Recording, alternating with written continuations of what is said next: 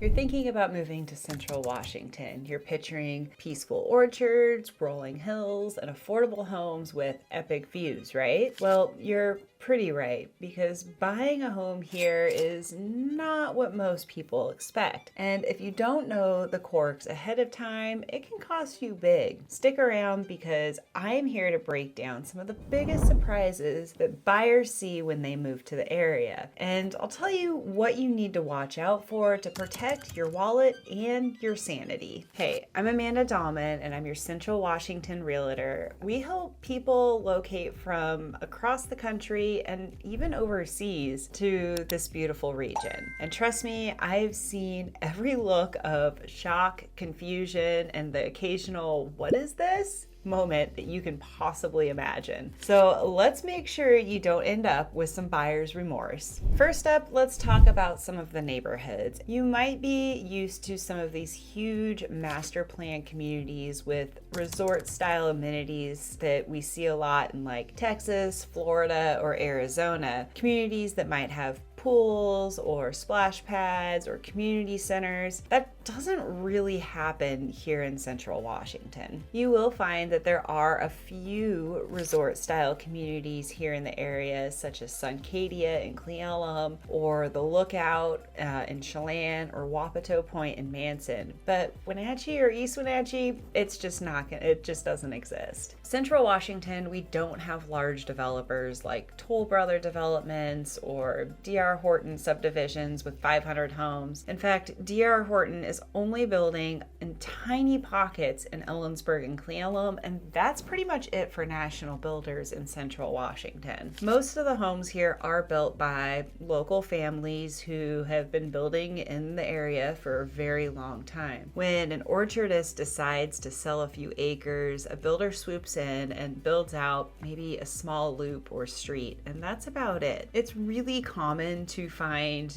newer homes, or I'll use the word subdivision lightly, sprinkled between old historic homes or 40-year-old farmhouses and ranches, and it's very likely that you could be in a brand new neighborhood and still have goats or horses in your backyard. Because a lot of Central Washington is where the Cascade Mountains and the hills are still rolling out, a lot of our topography is sloped, which means there are a lot of daylight basements pretty much everywhere. Here's kind of what that looks like. You would look at a home from the street side and it would look like it is a rambler or a ranch style for some of you from the south. The majority of the living space is going to be on that first floor with the primary bedroom, kitchen, and living space. However, downstairs there's going to be a basement where one side of it is open. It has windows and a patio that you can walk out to your backyard. These basements can be wide open, or some of them can have a couple of extra bedrooms down there. Something to look out for when you find a home with a daylight basement. They're not all created equally, and if the lower level smells musty or you see any sort of water stains, there could be a red flag. This basement may not have been finished properly, and this can lead to mold in the structure. It can be a very expensive repair. So if you're looking for a home that has a daylight basement, and when you walk into this home and there's any sort of musty smell going on, it's a really good idea to have a good inspector take a look and make sure there isn't anything going on between the walls. So speaking of home inspections, in Washington State, home inspections are not mandatory. And brace this, you can still get a mortgage without having any sort of inspection. But should you do that? No.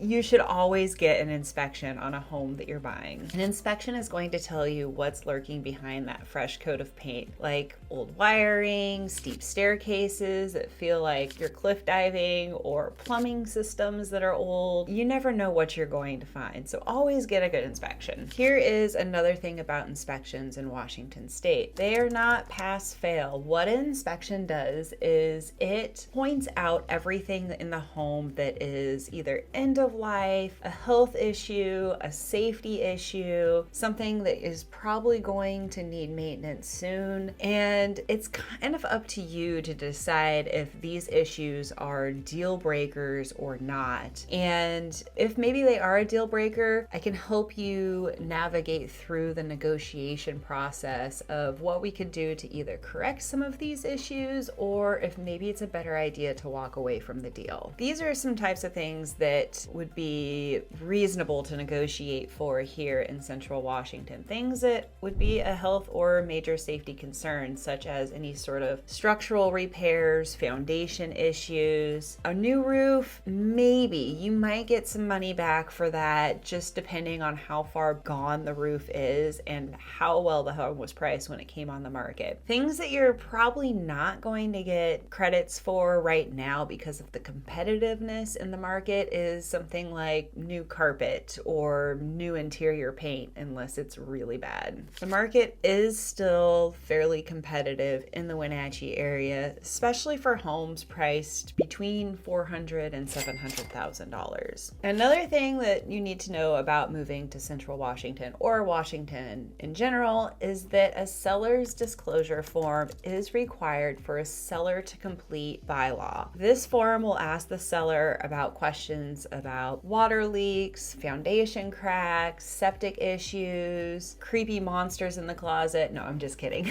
But it does ask for pretty much anything that you can think of. Has there been any environmental issues with the land? And it is up to the sellers to disclose anything that they know about this property. I hate to say this, but most lawsuits in real estate happen because a seller did not disclose something that they know. So if you're watching this video and you're thinking about selling your home, make sure you're filling that seller's disclosure out to a T. And as a buyer, you will get to see that information and then ask any questions that might concern you with it. We can typically see these before we even put an offer in on a home. So if you have a concern about something, we can ask those questions before you start investing in inspection costs or anything along those lines. Something else that is a little surprising about real estate in Central Washington is people tend to really hold on to their appliances. So what I'm saying is when you look at a home, there might be a refrigerator in there or a washer and dryer in there, but the seller might intend on taking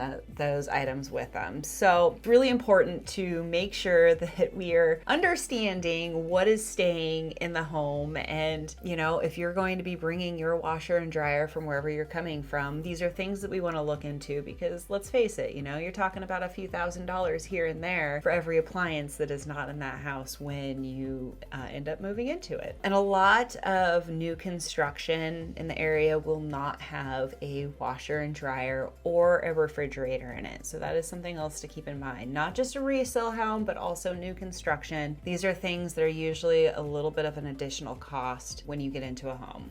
Okay, the next thing that really surprises people is privacy. I think a lot of people come to Central Washington thinking that we are rural and they want a lot of privacy in their backyards, which can be found if you are on a little bit of property, maybe like one of the historic areas where you have a lot of mature landscape. But once again, we have a lot of hillside, and what this means is a lot of the neighborhoods are going to have some sort of tier to them. Likely, somebody's backyard is going to be looking into yours. That kind of comes with the territory of being in an area where there's a lot of hillside. Now, there are neighborhoods that don't have that are going to be flatter, and you might have a little more privacy in your backyard. But when you are not on a hillside, you lose the view. So to find a property that has a view and privacy, it starts to get a little bit more challenging, and as you can expect, those properties tend to cost a little bit more. Okay, so that does bring me to the next surprise, which is septic systems. If you are not within pretty much the core of East Wenatchee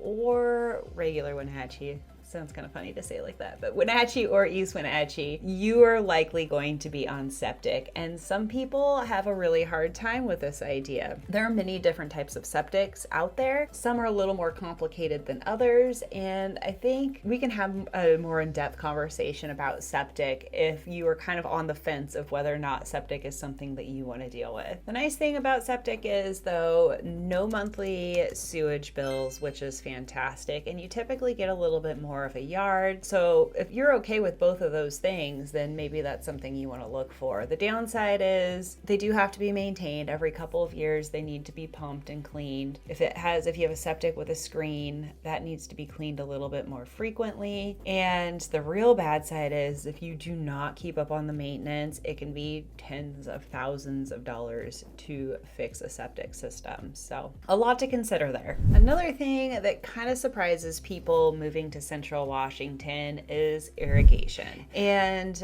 you don't have to be on a farm to have irrigation in Central Washington. In fact, a lot of the neighborhoods do. So you basically have two water systems. You're going to have your main water system that is coming from the city, and that is your drinkable, potable water. And then you have a second water system, irrigation, that just is there to help water your yard. And the reason that you see this in Central Washington is because potable water tends to be a little bit more expensive, and this really helps cut down on cost. So not all properties have irrigation. Once again, it really is going to depend on where you're located, but just know that there's a possibility that you might have two separate water systems for your home. All right, now that I've shared some of the biggest surprises about buying homes in Central Washington, let me know in the comments. Tell me what I missed, because I would love to cover this information for people who just aren't from around here and are trying to learn a little bit more about the area. Make sure to drop your questions in the comments, and if you found this video helpful, please hit the like button and subscribe. This helps